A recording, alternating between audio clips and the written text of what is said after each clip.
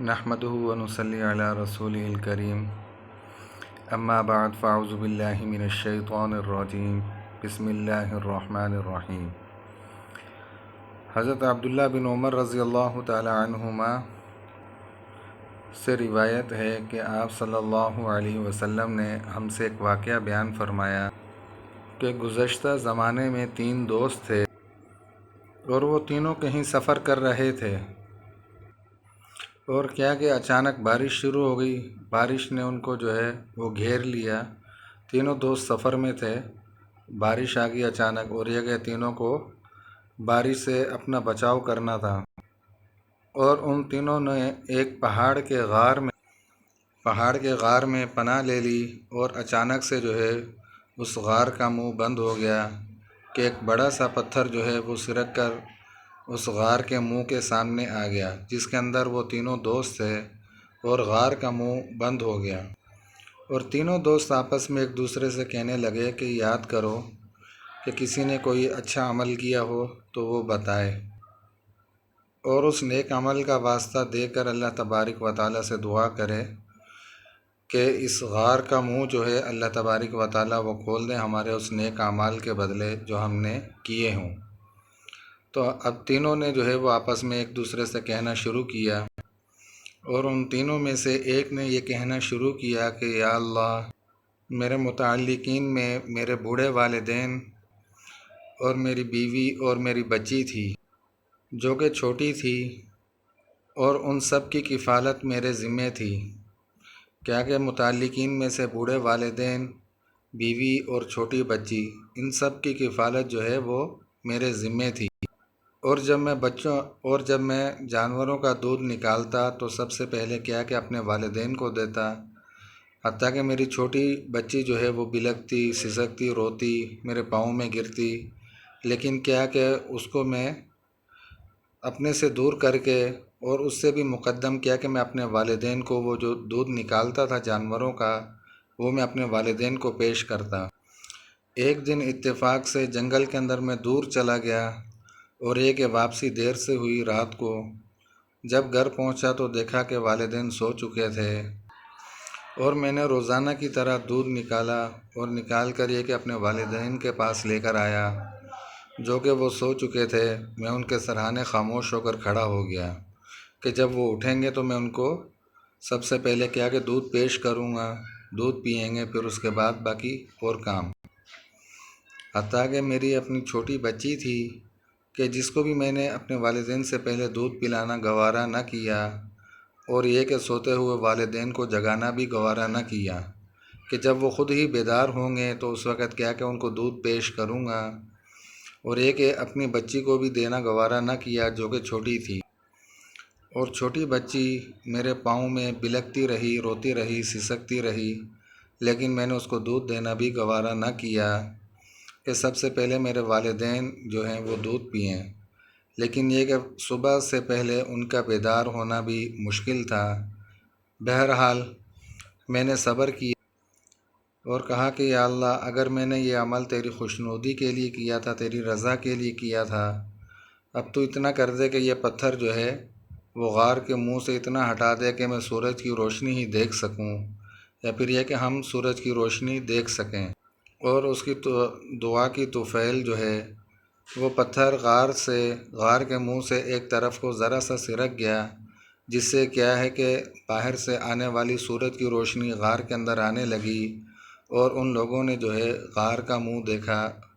اور یہ کہ سورج کی کرنیں وہ انہیں غار کے اندر نظر آنے لگیں۔ اور پھر دوسرے نے اپنی دعا شروع کی کہ یا اللہ، میری ایک خالہ زاد بہن تھی یا چچا زاد بہن تھی کہ جس سے میں بہت زیادہ محبت کرتا تھا،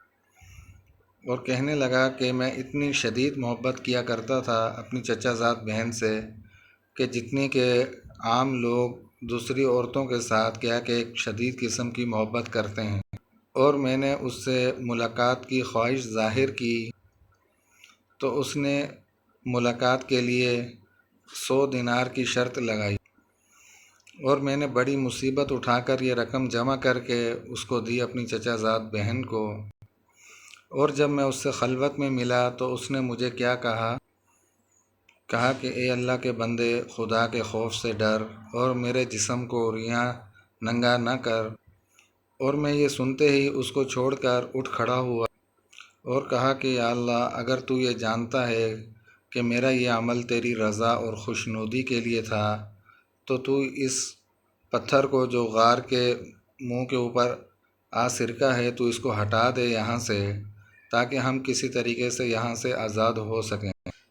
پھر اس کے بعد اس کی دعا کے طفیل تھوڑا سا پتھر اور سرک گیا اپنی جگہ سے، غار کے منہ سے ہٹ گیا تھوڑا سا اور۔ پھر تیسرے نے کہا کہ اے اللہ، میں نے ایک مزدور کو ناپ تول وغیرہ کے لیے کھیتی کے لیے اجرت پر مقرر کیا تھا، مزدور رکھا تھا کام کاج کے، اور جب وہ مزدور اپنی مزدوری ختم کر چکا، کہ جب اس نے اپنی مزدوری ختم کر دی تو اس کے بعد اس نے مجھ سے اپنی اجرت طلب کی، اور اس کی اجرت میں نے اس کو ادا کر دی، اور اس نے یہ سمجھ کر شاید کہ یہ میری اجرت سے کم ہے، اس نے لینے سے انکار کر دیا، اور میں اسی طرح اپنی کھیتی وغیرہ کرتا رہا، حتیٰ کہ اس کے نفع سے ایک گائے اور بچھڑا خرید لیا۔ پھر اس مزدور نے کہا کہ خدا سے ڈر، میری مزدوری دینے میں ناانصافی نہ کر مجھ سے۔ میں نے اس سے کہا کہ جاؤ، وہ گائے اور بچھڑا کھول کر لے جاؤ۔ اس نے پھر کہا کہ خدا سے ڈر، مجھ سے مذاق نہ کر۔ میں نے کہا میں تجھ سے مذاق نہیں کر رہا۔ میں نے کہا جا، یہ گائے اور بچہ لے جا، میں تجھ سے مذاق نہیں کر رہا۔ اور وہ گائے اور بچہ لے کر چلا گیا۔ اور پھر یہ کہ اس نے اپنی دعا کا سلسلہ جاری رکھا اور کہا کہ یا اللہ، اگر میں نے یہ تیری رضا کے لیے کیا ہے تو یہ کہ باقی جو غار کے منہ کے اوپر پتھر ہے اس کو بھی ہٹا دے، تاکہ وہ بھی کسی طرح سرک جائے۔ اگر میں نے یہ کام تیری رضا کے لیے کیا ہے اور تو جانتا ہے کہ میں نے یہ سب کچھ تیری رضا کی خاطر کیا ہے، تو یہ کہ تو اس پتھر کو بھی ہٹا دے۔ اب یہ کہ وہ پتھر جو باقی تھا اس غار کے منہ کے اوپر، وہ بھی اپنی جگہ سے ہٹ گیا، اور پھر وہاں سے نکل کر ان لوگوں نے اپنا سفر پھر واپسی آگے شروع کر دیا۔ تو اس واقعے سے ہمیں کیا پتہ چلتا ہے کہ انسان زندگی کے کسی بھی حصے میں کوئی بھی کام کرے، کسی کی بھی مدد کرے، اس میں انسان یہ نہ دیکھے کہ ہمیں جو ہے اس سے کیا نفع حاصل ہوگا، بلکہ انسان کی نیت یہ ہونی چاہیے، اس رضا کے لیے انسان کام کرے کہ اللہ تبارک و تعالیٰ جو ہے میری اس کی مدد کرنے سے کہ اللہ تبارک و تعالیٰ کسی طریقے سے راضی ہو جائے، اور یہ کہ اللہ تبارک و تعالیٰ کی خوشنودی کے لیے انسان کو ایک دوسرے کے ساتھ ہمتاً، ایک دوسرے کے ساتھ محبت کے ساتھ پیش آنا چاہیے، اور ایک دوسرے کے کام کے اندر ایک دوسرے کی مدد کرنی چاہیے، کیونکہ کسی کے اوپر بھی جب بھی کوئی وقت آتا ہے تو وہ بتا کر نہیں آتا۔ جب کیا ہے کہ انسان کسی ایک دوسرے کی مدد کے لیے ہاتھ بٹائے گا، کسی دوسرے کے کام آئے گا، تو کیا ہے کہ انسان کے پھر برے وقت کے اندر وہ دوسرا انسان بھی کام آئے گا۔ تو کیا ہے کہ اللہ تبارک و تعالیٰ سے انسان کو یہ دعا کرتے رہنا چاہیے کہ یا اللہ، اس کام کے اندر میری جو بھی رضا ہو اس کو خالصتاً تو اپنے لیے پاک صاف کر دے اور نیک کر دے، کہ میں جو بھی کام کروں صرف اور صرف تیری رضا کے حصول کے لیے، کہ تو مجھ سے راضی ہو اور یہ کہ میں تجھ سے راضی ہوں۔ تو اللہ تبارک و تعالیٰ بھی ایسے انسان کی کیا کہ مدد فرماتے ہیں، اور یہ کہ خواہ کوئی بھی کام ہو اور انسان اپنے آپ کو کیا کہ برے کاموں سے بچائے رکھے۔ جس طریقے سے دوسرے کا واقعہ ہے کہ جو اپنی چچا زاد بہن کے ساتھ کتنی زیادہ شدید قسم کی محبت کرتا تھا، اور ایک اس نے شرط بھی لگائی کہ 100 دینار کی، اس نے ادا بھی کر دیا جیسے کیسے کر کے اپنے آپ کو مشقت میں ڈال کر، لیکن کیا ہے کہ جب اس نے اس کو ملامت کیا کہ برائی سے رک جا اور یہ کہ اللہ تبارک و تعالیٰ کا خوف کر، تو یہ کہ میرے جسم کو عریاں یعنی ننگا نہ کر، تو اس انسان کے دل کے اوپر بھی اس وقت چوٹ لگی ہوگی کہ اللہ تبارک و تعالیٰ نے اس کو جو ہے برائی سے روک دیا، اور اس کے دل کے اندر ایک اللہ تبارک و تعالیٰ کی ذات کے لیے خوف پیدا ہوا، کہ جس کی وجہ سے کیا وہ انسان برائی سے رک گیا، اور یہ کہ ہدایت کی طرف واپس آ گیا، اور یہ کہ اللہ تبارک و تعالیٰ نے بھی اس کی مدد کی، اسے گناہ سے روک کر سیدھے راستے کی طرف لے آئے۔